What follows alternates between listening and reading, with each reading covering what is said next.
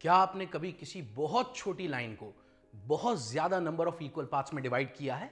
और अगर किया है तो क्या आप उन पार्ट्स को इजीली रीड कर पाए हो?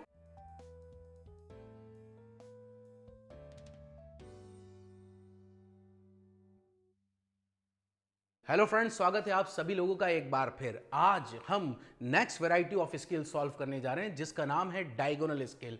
अब क्या है diagonal scale? Diagonal scale is a scale which shows the relation between three consecutive units or which shows the relation between single unit and it's sub division. Three consecutive units का मतलब क्या?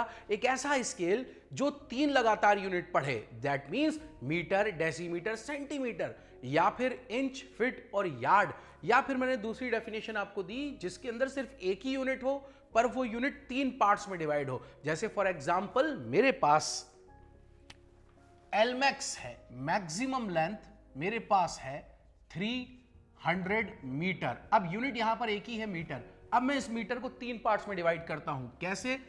300 को अगर मैं 3 पार्ट्स में divide कर दूं तो हर पार्ट क्या 100 का हो जाएगा?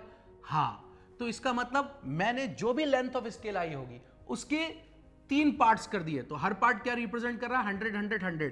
ठीक इसी तरह अगर इस 100 के मैं फर्दर 10 पार्ट कर दूं तो अब हर पार्ट क्या रिप्रेजेंट करेगा? 10। और इस 10 के वापस 10 कर दूं तो हर पार्ट क्या रिप्रेजेंट करेगा? सिंगल। तो बेटा हमने यहां पर 300 को जिन तीन पार्ट्स में तोड़ा है वो तीन पार्ट्स क्या रिप्रेजेंट कर रहे हैं? 100, टेंस और यूनिट, मतलब 100, 10 और सिंगल। जी, ये है डायगोनल स्केल। इसको हम डायगोनल स्केल कहते हैं। अब बहुत से बच्चे सवाल करते हैं मुझसे, sir why diagonal scale is called diagonal scale? बहुत से लोग जवाब देते हैं डायगोनल स्केल को डायगोनल स्केल इसलिए कहा जाता है क्योंकि यहां पर लाइनें डायगोनल से। The answer is no, exactly नहीं। यहां पर रीजन कुछ और है कि डायगोनल स्केल को डायगोनल स्केल क्यों कहा जाता है। Actually diagonal scale work on the principle of the diagonal of a rectangle, that's why diagonal scale is called diagonal scale. अभी मैंने यहां एक चीज इस्तेमाल करी कि डायगोनल स्केल किसी रेक्टेंगल के डायगोनल के प्रिंसिपल पर काम करता है, इसलिए उसको डायगोनल स्केल कहा जाता है। अब सवाल जो आप लोग के मन में उठा होगा, सर प्रिंसिपल, कौन सा प्रिंसिपल? तो आइए बेटा कुछ मजेदार चीज आपको सिखाते हैं और किसी रेक्टेंगल के डायगोनल की मदद से मैं अब आपको किसी छोटी सी लाइन को बहुत ज्यादा पार्ट्स में कैसे डिवाइड कर सकते हैं यह सिखाने जा रहा हूं। तो फ्रेंड्स सामने ध्यान से देखिएगा।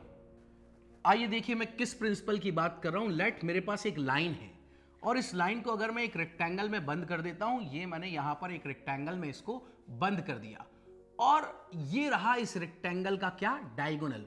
अब प्रिंसिपल ये कहता है कि अगर किसी रेक्टेंगल को के डायगोनल को मैं n number of equal parts में डिवाइड कर दूं तो उसकी मदद से उसका बेस भी same number of equal parts में डिवाइड हो जाएगा। कैसे? जरा गौर से देखिए। लेट n की वैल्यू 4 है, मुझे यहां पर 4 इक्वल पार्ट्स करने, तो मैं क्या करता हूं, इस डायगोनल के 4 इक्वल पार्ट्स कर देता हूं।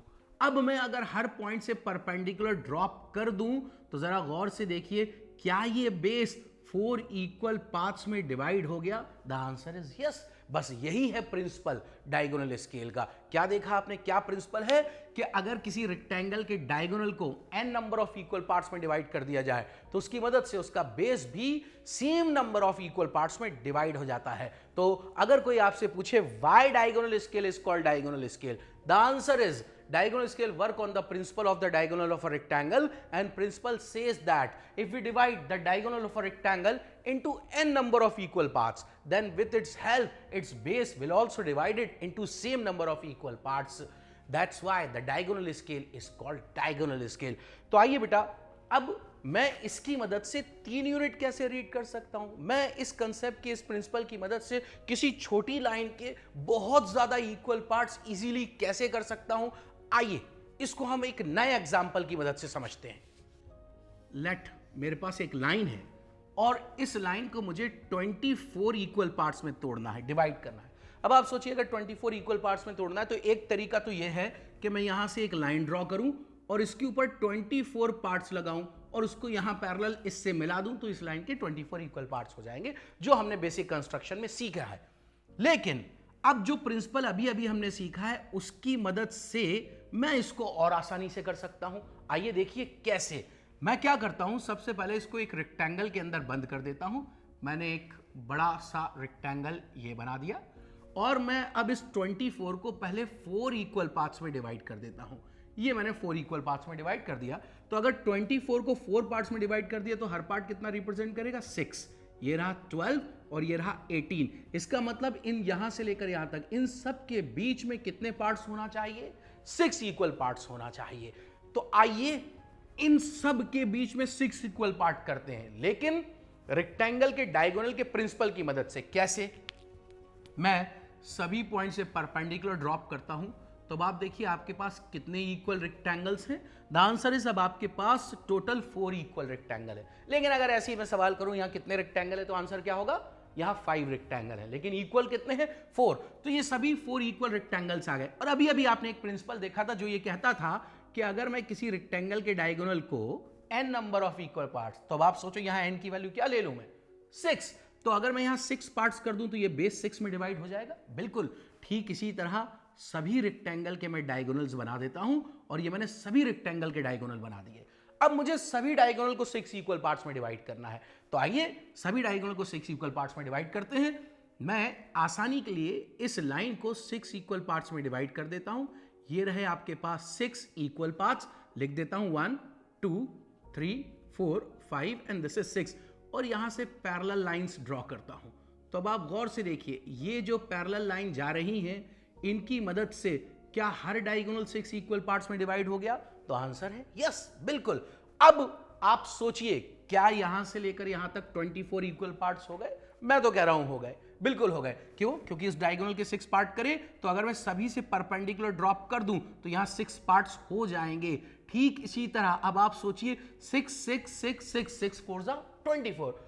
मान लीजिए अगर आप पूछते हैं सर मुझे कुछ रीड करके बताइए अदर देन दीज वैल्यूज, मतलब इनके अलावा कुछ रीड करके बताइए। जैसे एक बच्चा कहता है सर मुझे रीड करके बताइए 15 कहां होगा। तो सबसे पहले बताइए 15 क्या 12 और 18 के बीच में होगा? बिल्कुल। तो अगर मैं यहां से देखूं तो ये लेंथ कितनी होनी चाहिए? सोचिए 12 + 1 कितनी? 13। तो अगर मुझे 15 चाहिए तो ये 13, ये 14 और ये 15। तो फ्रेंड्स बहुत ध्यान से देखो, यहां से लेकर क्या यहां तक की लेंथ आपके पास 15 आ चुकी है? बिल्कुल। और क्या ये लेंथ एग्जैक्टली यहां से लेकर यहां के बराबर है? जी हां।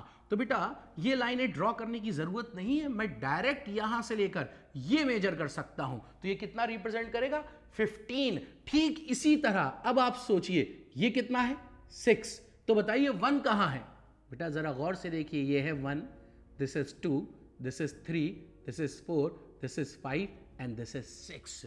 बहुत ज्यादा इंपॉर्टेंट चीज हमने अभी यहां पर सीखी, और ये था प्रिंसिपल रेक्टेंगल के डायगोनल का। ये उसकी एप्लीकेशन थी आपके सामने। मान लीजिए अगर मैं आपसे पूछता हूं, अगर आपके समझ में आया तो मैं अब आपसे पूछता हूं, मुझे ये बताओ फ्रॉम हियर यहां से लेकर यहां तक की ये लेंथ कितनी होगी? तो आंसर है यहां से लेकर यहां तक की जो लेंथ है वो 18 + 4 दैट मींस 22। 18 19 20 21 22 22 के बराबर होगी। आइए इस कंस्ट्रक्शन को मैं थोड़ा सा इजी करता हूं, और मैं यहां पर एक लाइन ड्रॉ करता हूं सेम इतनी ही लंबी, और मुझे फिर 24 रीड करना है। मैं इसको एक रेक्टेंगल, एक आयत के अंदर यहां पर बंद कर देता हूं। एक रेक्टेंगल के अंदर मैंने इसको बंद कर दिया, 4 इक्वल पार्ट्स कर दिए। हर पार्ट कितना रिप्रेजेंट कर रहा है? 6 6 6। और अब बताओ मुझे क्या डायरेक्ट डायगोनल मिल सकता है अगर मैं रेक्टेंगल ना बनाऊं तो? अब आप सोचिए, मुझे मतलब इस डायगोनल से है, लेकिन वो डायगोनल इस रेक्टेंगल का होना चाहिए। क्या मैं डायरेक्ट यहां डायगोनल बना सकता हूं, मुझे रेक्टेंगल नहीं बनाना पड़े? आप कहेंगे जी हां सर बिल्कुल बना सकते हैं। अगर आप इस 18 को टॉप लेफ्ट से ज्वाइन कर दे, ये कर दिया, फिर इसके बाद अपने ड्राफ्टर को इसके पैरेलल रखकर सभी पॉइंट से पैरेलल लाइन ड्रॉ कर दें, तो अब आप देखिए मुझे रेक्टेंगल बनाने की जरूरत नहीं है और मेरे पास डायगोनल आ जाएंगे। इसकी मदद से क्या मेरा काम जल्दी हो जाएगा, आसान हो जाएगा? क्या मेरा कंस्ट्रक्शन क्लीन एंड क्लियर दिखेगा? जी हां बिल्कुल। अब मैं क्या करता हूं, यहां पर कितने इक्वल पार्ट्स कर देते हैं? 6। तो मैं यहां 6 इक्वल पार्ट्स कर देता हूं।